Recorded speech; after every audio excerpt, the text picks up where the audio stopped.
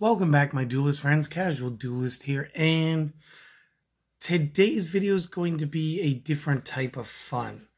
I know it was just like a couple of months ago we did like an update on the whole like Guru Subterror control aspect, and somebody made a comment when I did the ban list update, and they were like, "Yeah, well, you can't use dragoon anymore." And you know what? Honestly, that works to our favor. So let's update this deck once real quick.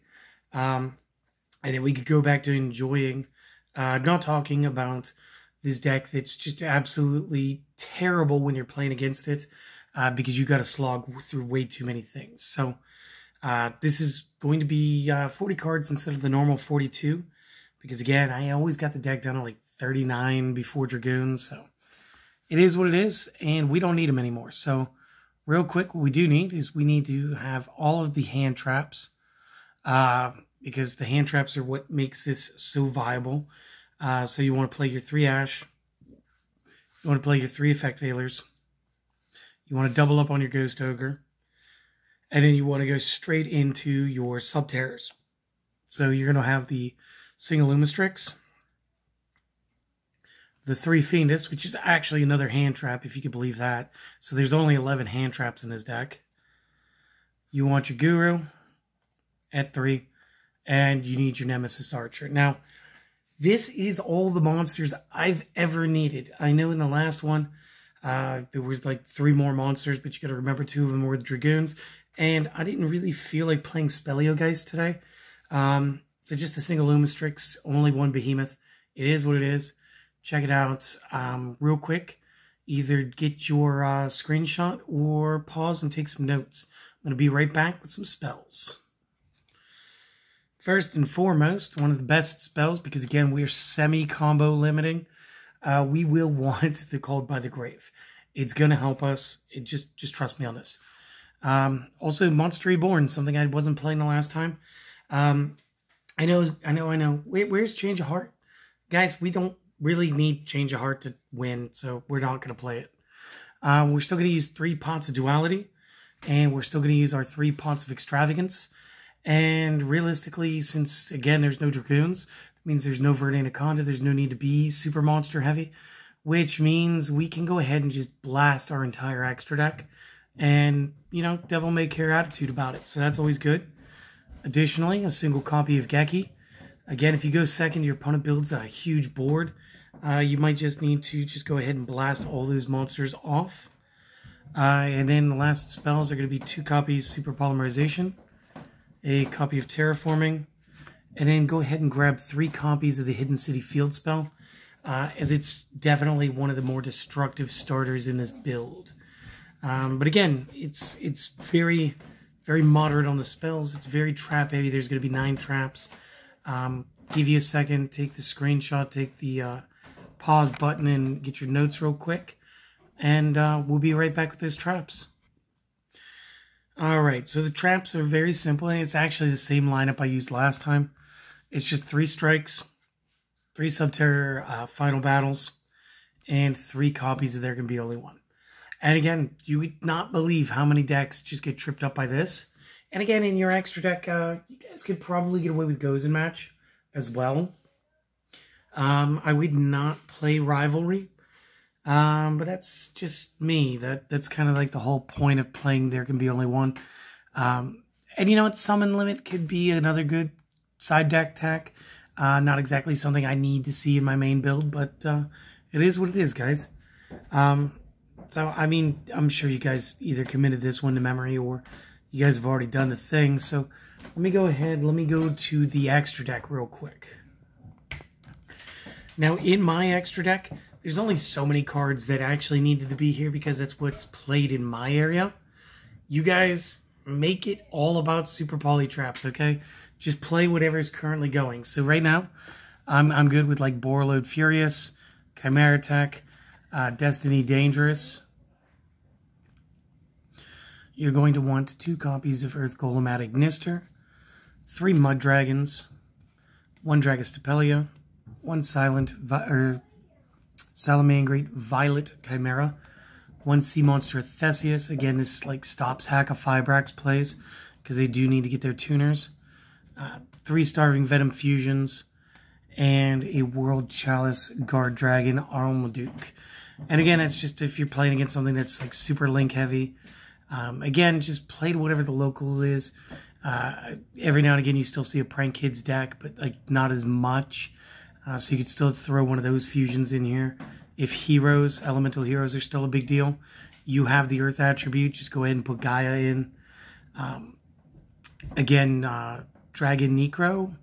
If you're playing in a big like zombie, a lot of Eldritch plays going on. Just kind of common sense. Again, nothing here is really needed. This is whatever you want it to be. So we're not going to bother going over any of these when we go over the card effects, all right? All right. So real quick, thanks for everybody for stopping by. If you would like to support the channel, go ahead and hit subscribe. If you've already done that, maybe like, comment, and let your friends know. Everybody else, I'm going to clean the field, and we're going to get back to going over the effects. Alright, now that we're going through the effects, we can skip a few of them. We know what Ash Blossom does.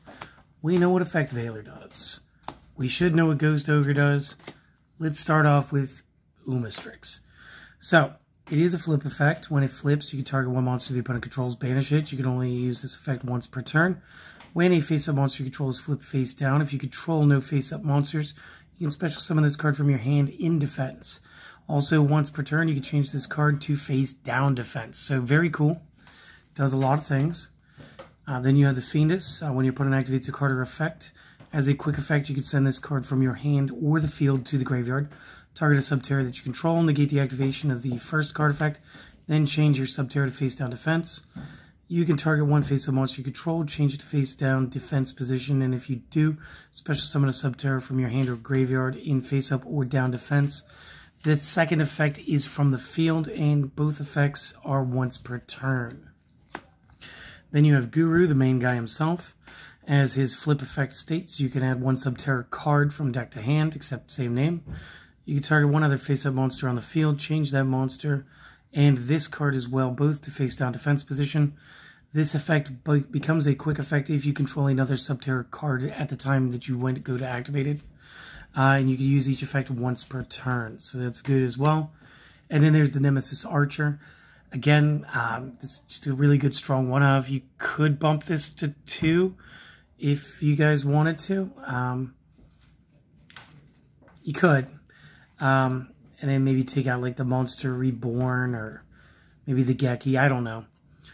At the start of the damage step, if this card attacks an opponent's face-down defense position monster and you control another Subterror monster, you may shuffle their monster back into their deck. If this card on the field is destroyed by battle or card effect and sent to the graveyard, you can special summon one Subterror monster from your deck in face-up or face-down defense position. You can use each effect once per turn. And then the spells are pretty self-explanatory. Called by the Grave does its hand trap negation. Monster Reborn brings back a card. Duality lets you excavate 3, obviously revealing them.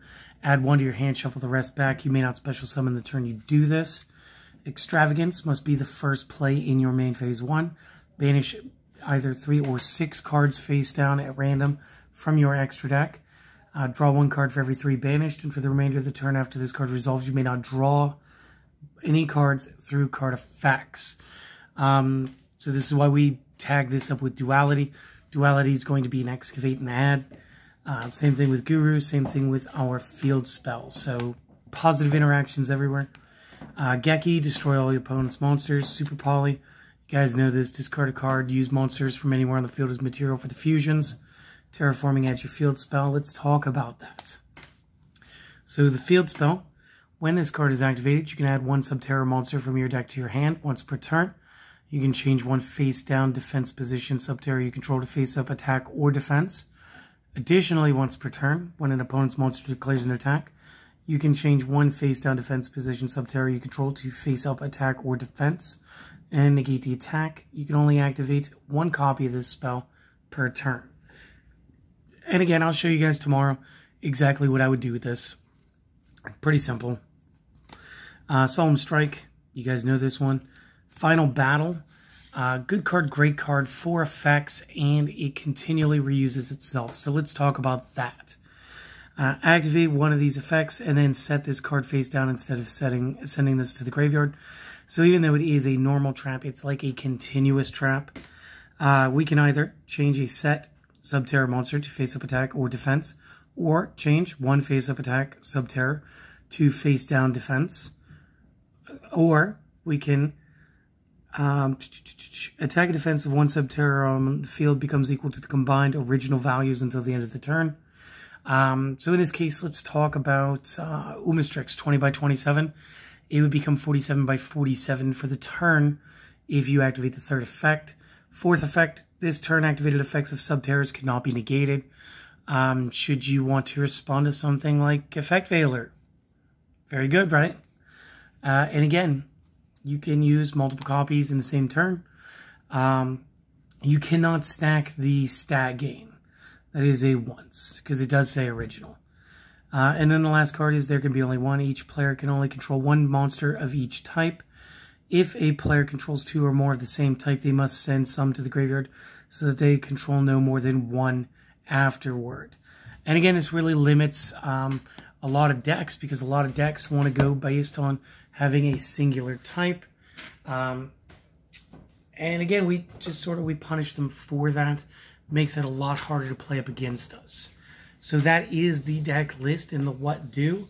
Tomorrow we will have some test hands and I'll explain like what you want to do in order to really set up the lock. Since it isn't like a big OTK or anything, we'll swap off between going first and second and see what kind of situations you can set up. Until then, you guys have a lovely day, and hopefully I will see most of you back tomorrow. Later.